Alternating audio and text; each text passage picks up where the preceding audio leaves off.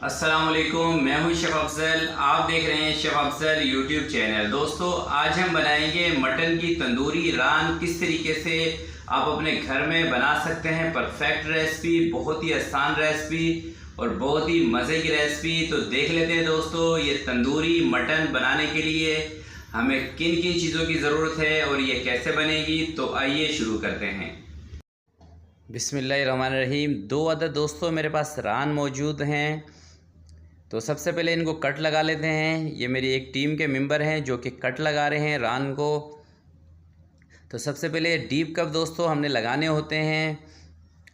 आप मटन की रान ले लें, दुम्बे की ले लें, कोई सी भी रान हो, बीफ हो, तो डीप कट लगाया करें। इससे मसाला जो है इसके अंदर अच्छी तरह से जज्ब हो जाएगा।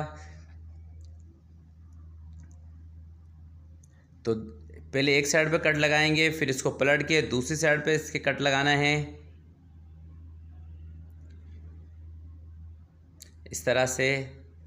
तो माशाल्लाह से बकराई चल रही है, तो रान अक्सर आपके घर पे मौजूद होती हैं। तो दोस्तों, इसी रेसिपी को लेके अगर जो आपके पास बीफ का कोई गोश्त का टुकड़ा हो, उसको भी आप ऐसे ही बना सकते हैं, बिल्कुल सिंपल तरीके से। आज मैं आपको बनाना सिखा रहा हूँ। और दोस्तों, मैं बनाऊँगा इसको ओवन के अंदर। आप चाहें तो इसको स्टीम देकर पतीले में भी पका सकते हैं।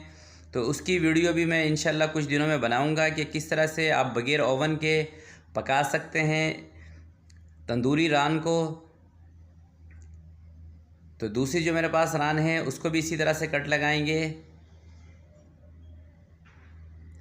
तो दोनों रान को दोस्तों कट लगा दिया है। अब जो नमक लिया है, नमक इसके ऊपर लगा के अच्छी तरीके से रख देंगे। तो नमक लगाने से एक तो इसका जो भी एक्स्ट्रा पानी होगा गोश्त के अंदर से वो भी निकल जाएगा, और जब हम इसको पकाएंगे तो ये एकदम बहुत ही जूसी और नरम ना बनेगी, अंदर से जूसी होगी। और गोश्त जो है वो हमारा नरम होगा, बिल्कुल भी सख्त या कड़क नहीं बनेगा।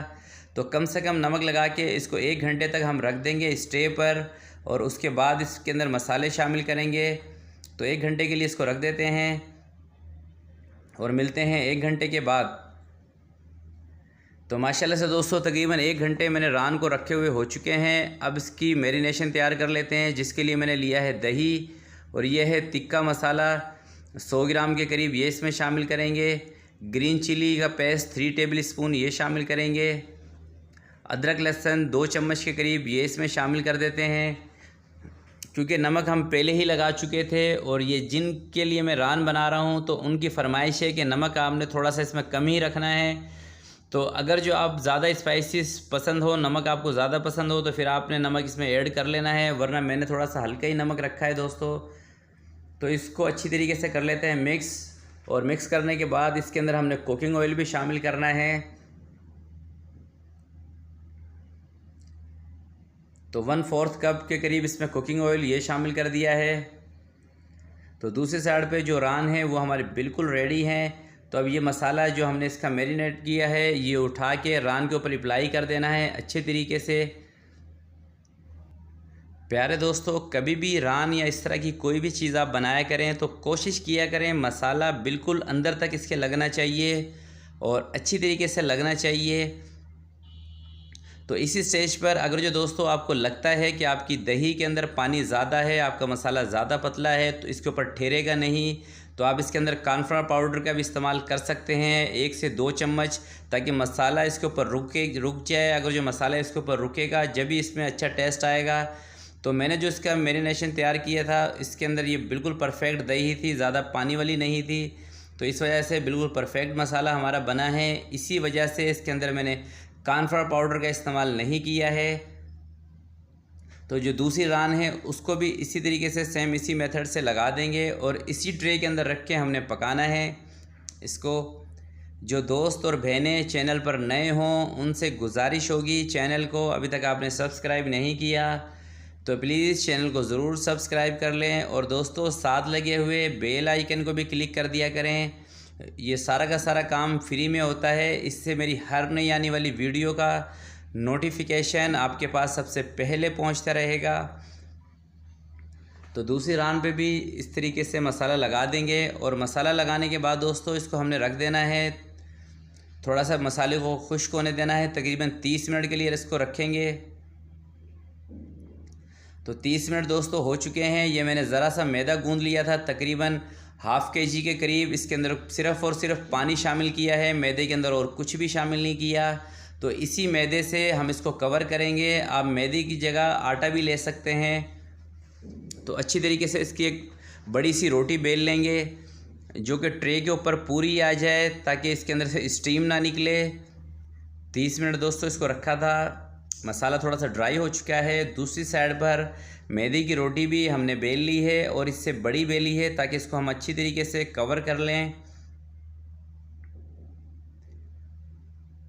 तो इसको बिल्कुल सिंपल तरीके से इस तरीके से लगाना है। तो दोस्तों आटा इसके ऊपर कवर करने का मकसद यही है कि स्टीम इसके अंदर से नहीं निकले। अगर जो स्टीम निकल जाएगी तो जो हमारी रान है वो कड़क हो जाएगी, बिल्कुल जूसी नहीं पकेगी और बिल्कुल रेशेदार नहीं पकेगी। तो इस बात का आपने बहुत अच्छे से ध्यान रखना है कि स्टीम इसके अंदर से निकलनी नहीं चाहिए। बिल्कुल अच्छे तरीके से इसको कवर कर देना है और ज़्यादा पतली रोटी नहीं रखनी है। जो कि आप आटे की बना लें, चाहे मैदे की बना लें, किसी भी चीज़ की बना लें, ज़्यादा पतली नहीं होनी चाहिए। तो दूसरी साइड पर ओवन जो है मेरे पास कमर्शियल ओवन है, आप चाहें तो घर के ओवन में भी ये काम कर सकते हैं। तो ये मेरे टीम के एक मेंबर हैं जो कि ओवन के अंदर रख रहे हैं माशाल्लाह से ट्रे को, और अब ओवन के गेट को कर देते हैं बंद।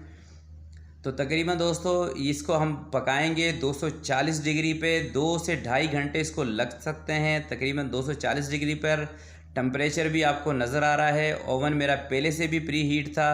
तो इसको पकाते हैं 2 घंटे तक और फिर मिलते हैं 2 घंटे के बाद।